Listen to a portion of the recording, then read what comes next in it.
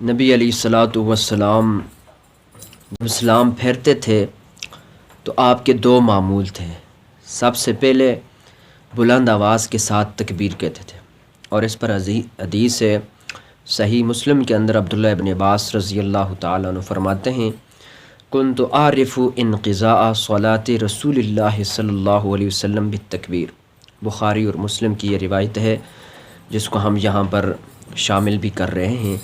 کہ میں نبی علیہ الصلوۃ والسلام کے نماز ختم ہونے کو تکبیر سے پہچان لیتا تھا کہ آپ علیہ الصلوۃ والسلام بلند آواز کے ساتھ تکبیر اللہ اکبر کہتے، معلوم ہو جاتا کہ نماز ختم ہوگی۔ اور دوسرا عمل یہ ہے، وہ بھی روایت ہم یہاں پہ صحیح مسلم کے حوالے سے پیش کر رہے ہیں کہ آتے ہیں کہ نبی علیہ الصلوۃ والسلام جب نماز سے فارغ ہوتے تھے اذا انصرف من صلاته استغفر ثلاثا، تو 3 مرتبہ استغفر اللہ 3 مرتبہ کہتے تھے، اور اس کے بعد اللہم انت السلام ومنک السلام تبارکت یا ذا الجلال والاکرام یہ دعا پڑھتے تھے۔ تو یہ مسلم شریف کی ایک روایت سے تو یہ ثابت ہے، اور دوسری مسلم شریف کی روایت ہے عبداللہ ابن زبیر رضی اللہ تعالیٰ عنہ سے کہ حضور علیہ الصلوۃ والسلام جب فرض نماز کا سلام پھیر لیتے تھے تو بلند آواز کے ساتھ لا الہ الا اللہ وحدہ لا شریک لہ لہ الملک وله الحمد وهو علی کل شیء قدیر لا حول ولا قوۃ الا باللہ اور لا نعبد الا ایاہ لہ النعمت ولہ الفضل ولہ الثناء الحسن۔ اور اسی طرح دوسری روایت کے اندر آتے اللہم لا مانع لما اعطیت ولا معطی لما منعت ولا ینفع ذا الجد منک الجد، یہ الفاظ پڑھتے تھے۔ تو یہ نبی علیہ الصلوۃ والسلام سے فرض نماز کے بعد کے اذکار صحیح روایات کی روشنی میں، یعنی صحیح مسلم کے جو حوالے ہم نے آپ کے سامنے پیش کیے ہیں، یہ ثابت ہے۔ اب آئیے دیکھتے ہیں کہ آج کے دور کے اندر جو اونچی آواز کے ساتھ فرض نماز کے بعد ذکر کیا جاتا ہے، کیا وہ ان احادیث کی روشنی کے مطابق ہے یا نہیں ہے؟ سب سے پہلے یہ سمجھنے کی بات ہے کہ آج کے دور میں جب کہیں پر فرض نماز ختم ہوتی ہے تو لوگ اونچی آواز کے ساتھ صرف لا الہ الا اللہ اس کا ورد کرتے ہیں اور بیک زبان ہو کر کرتے ہیں۔ اس میں یہ جو الفاظ ہیں اور یہ جو دعائیں ہیں، یہ جو کلمات ہیں، یہ آپ کو نہیں ملیں گے۔ صرف لا الہ الا اللہ کا ورد کیا جاتا ہے اور اس کی ایک گونج پیدا کی جاتی ہے۔ اور یہ بات تو ثابت ہے کہ نبی علیہ الصلوۃ والسلام فرض نماز کے بعد لا الہ الا اللہ وحدہ لا شریک لہ یہ پورا جو ابھی کلمہ ہے یہ پڑھتے تھے، لیکن اس کو آج کے دور کے اندر لوگ ریپیٹ کر رہے ہیں، یعنی اسی کلمے کو بار بار دہرا رہے ہیں، لا الہ الا اللہ لا الہ الا اللہ، اس طرح بار بار کر رہے ہیں۔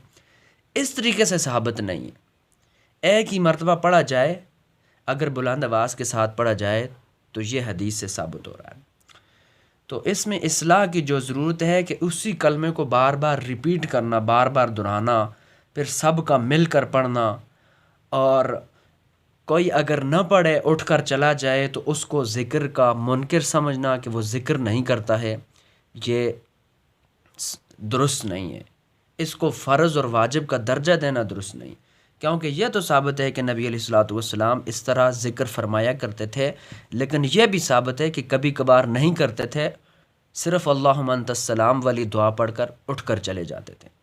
تو اس لیے یہ معلوم ہوا کہ یہ کوئی لازمی نہیں ہے، اگر کوئی کرنا چاہے تو کر سکتا ہے۔ پھر اس کے اندر علماء کرام نے یہ وضاحت بھی فرمائی ہے کہ شروع کے اندر ہم یہاں پر امام شافعی رحمۃ اللہ علیہ اور امام نووی رحمۃ اللہ علیہ کا وہ حوالہ آپ حضرات کے سامنے پیش کر رہے ہیں کہ انہوں نے یہ فرمایا ہے کہ یہ شروع کے اندر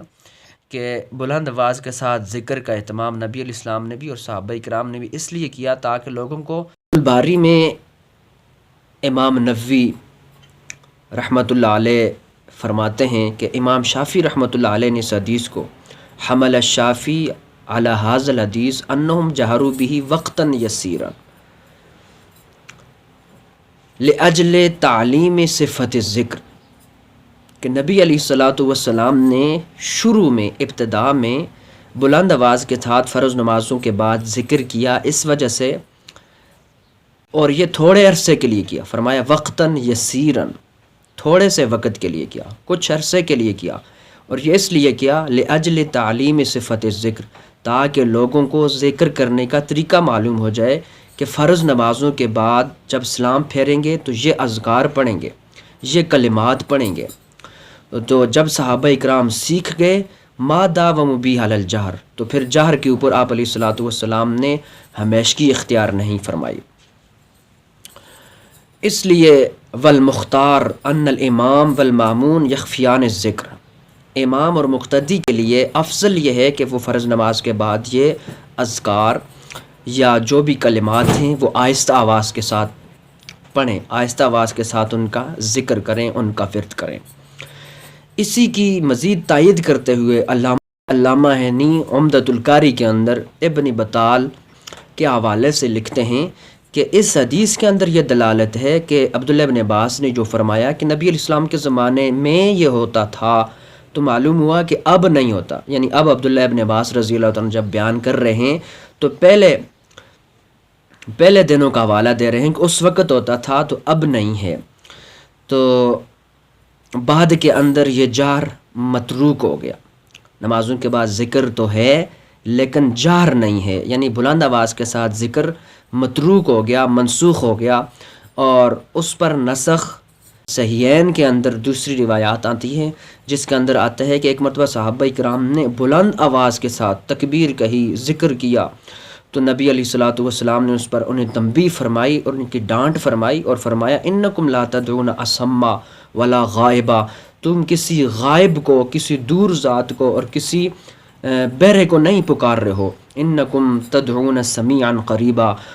تم تو ایسی ذات کو پکار رہے ہو جو تمہارے پاس ہے، تمہیں سن رہا ہے اور تمہارے قریب ہے۔ فرمایا اپنی جانوں کے اوپر ترس کھاؤ، اتنے بلند آواز کے ساتھ تکبیرات نہ کہو، ذکر نہ کرو۔ تو بعد میں نبی علیہ الصلوۃ والسلام نے انہیں اس پر تنبیہ فرمائی، ڈانٹ فرمائی۔ تو اس لیے علامہ بہقی نے اسی روایت سے یہ استدلال پکڑا ہے کہ نمازوں کے بعد ذکر آہستہ آواز کے ساتھ کرنا افضل ہے۔ اور دوسرے بہت سارے لوگ ایسے ہوتے ہیں جن کی رکھتے رہ چکی ہوتی ہیں، جو مسبوق